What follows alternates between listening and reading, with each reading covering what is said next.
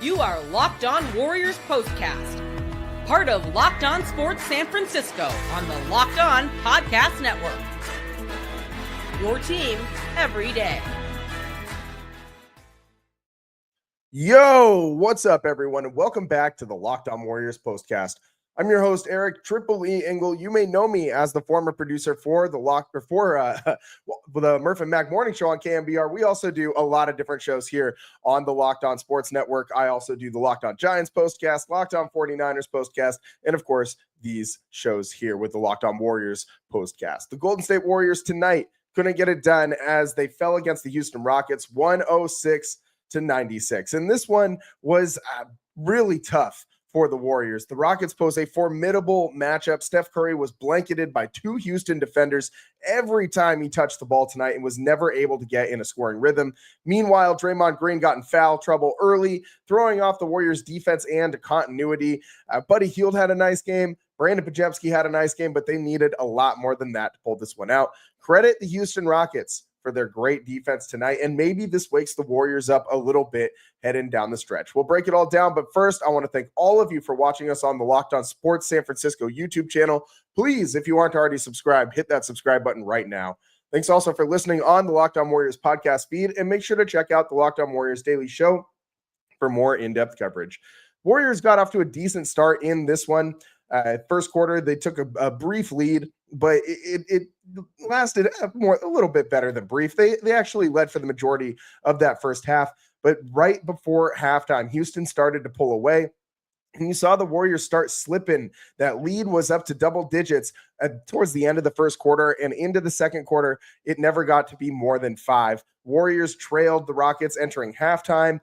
They really blanketed Steph, as I said, all game long. Steph's first bucket didn't come until just before halftime when he hit basically a buzzer beater. There was about 1 second left on the clock after he drained that three-pointer from distance. I mean, it was probably like a 30-footer that he drained. But Steph finishes the game with just those 3 points. That one shot is all he made. He had 8 assists in the game, tried to impact the game in other ways, but 1 for 10 from Steph Curry. That hot streak that he was on had to come to an end at some point in time. 1 for 8 from 3. He just didn't get it done out there today, but I don't blame him for it. Houston was great today. Their defense, amazing. I mean, this team, the switchability of everyone on this Houston Rockets team is so high, and the athleticism through the roof for all of their major contributors. And it just seems like everybody on the Rockets is a guy that can just have a night anytime. Jalen Green had a very good game for the Rockets tonight. Hate to say it, but so did Dylan Brooks. I absolutely cannot stand Dylan the villain. 10 of 13 from the field, though, and 3 of 4 from distance. Pretty solid night. He also played some pretty good defense on Steph for a long time tonight. Jalen Green, 21 points. Alperen Sengun, 19. I mean, everybody on this Houston Rockets team pitching in. They also had Amen Thompson and Jabari Smith Jr. in double figures.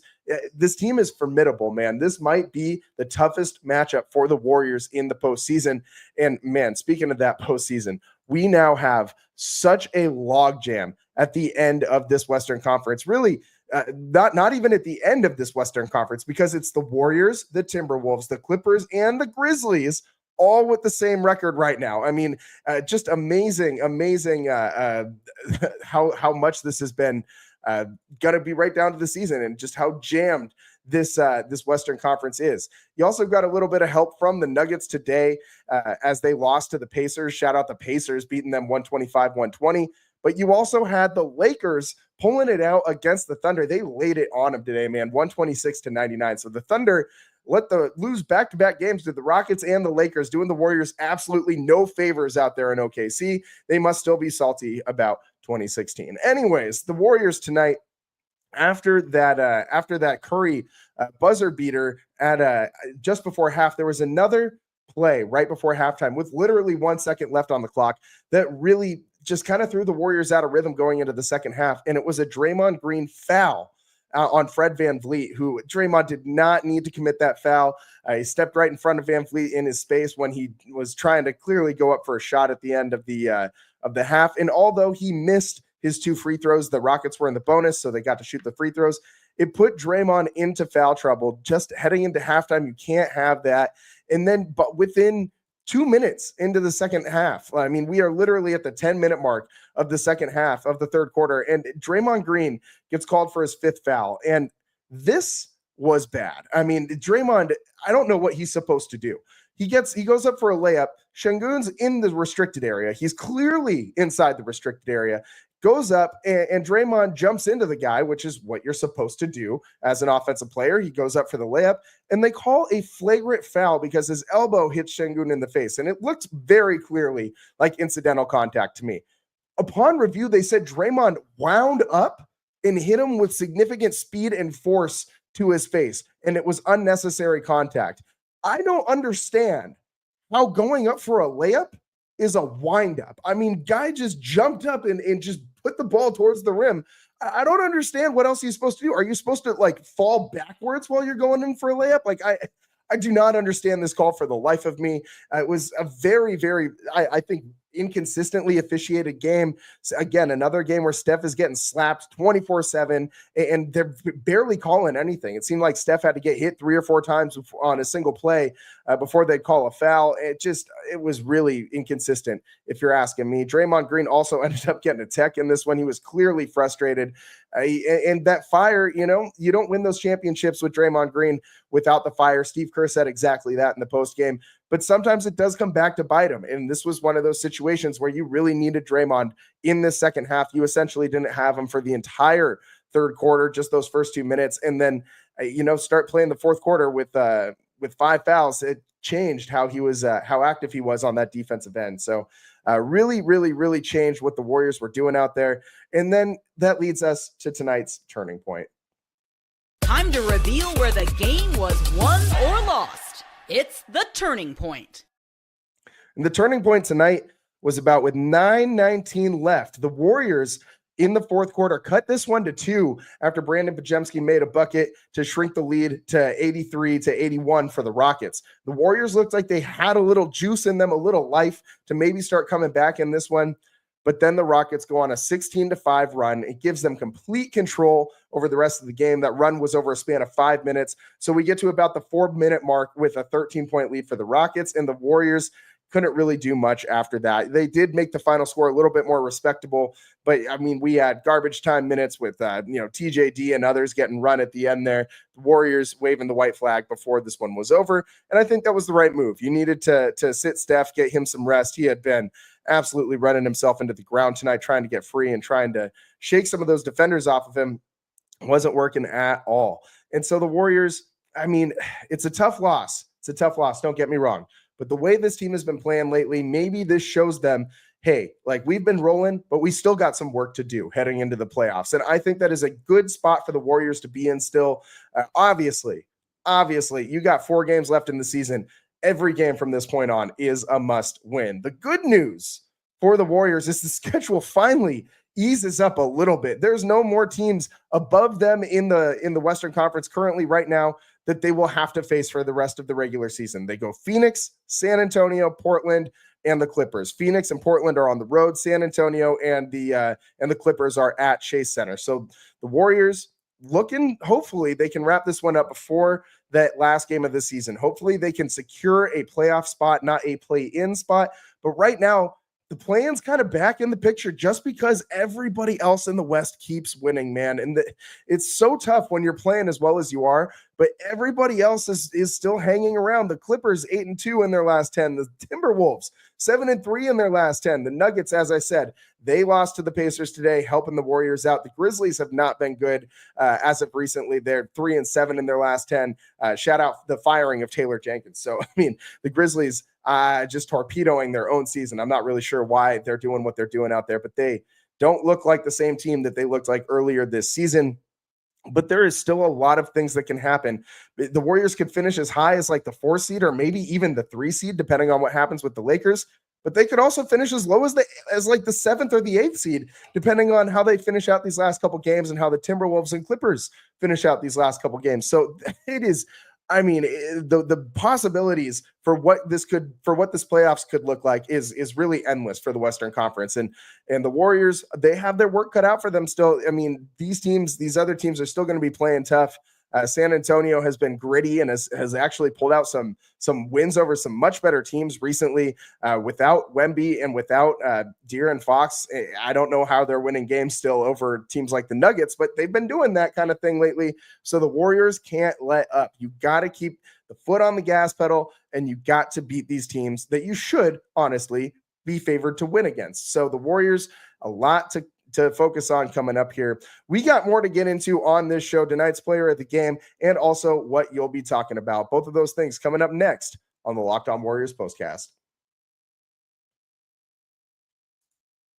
Today's show is sponsored by Monarch Money. Ever check your bank account and wonder, where did all my money go? Between dining out, online shopping, and entertainment, it's easy to lose track. That's where Monarch Money comes in, your personal CFO, giving you full visibility and control over your finances. Monarch Money isn't just a budgeting app, it's a complete financial command center. You can track all your accounts, investments, and spending in one place. So you stop just managing your money and you start building some wealth.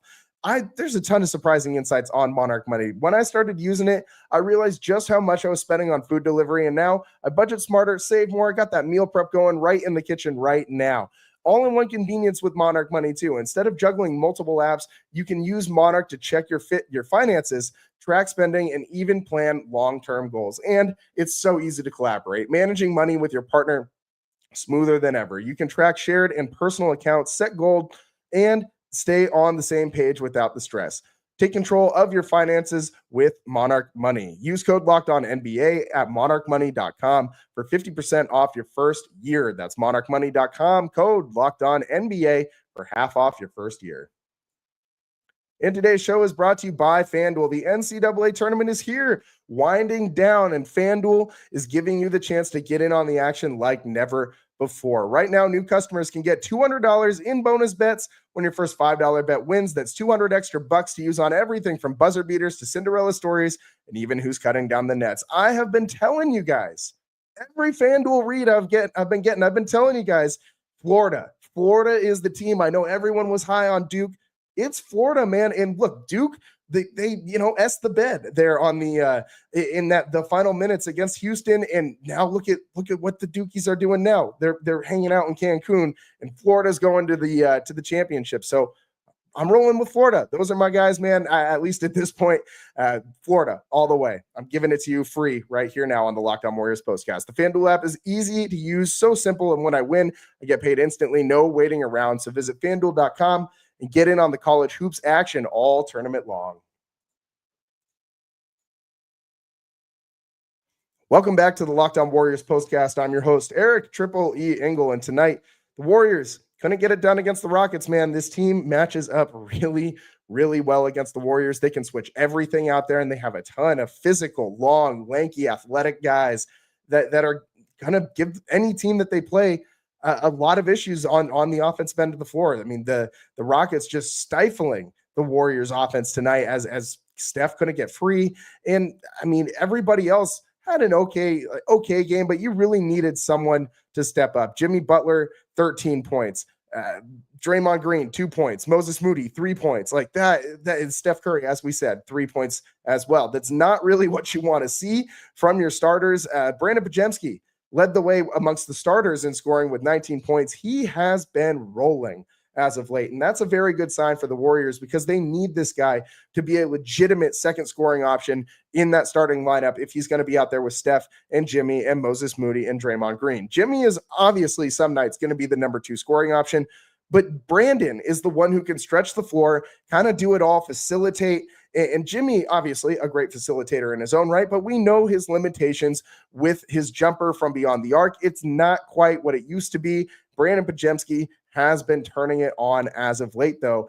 4 of 9 from 3 for Brandon tonight, 7 of 14 from the field. He also had 6 boards and 4 assists. He's doing a little bit of everything. But really, other issues the Warriors had tonight, points off turnovers, did not go in the Warriors' favor. And just in general, the Rockets seem to beat the Warriors to all the second chance points, to all the tip-ins, all the fast break points, the points in the paint. The Rockets won damn near all of those categories. They beat the Warriors in fast break points 26-12.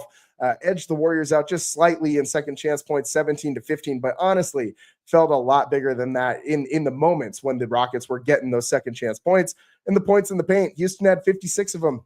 Warriors had 40. So the Rockets just out physicaling the Warriors tonight. They had 7 blocks as well. And in addition to all these things, the Warriors had 20 turnovers. It's very tough to come back from a game where you turn the ball over 20 plus times.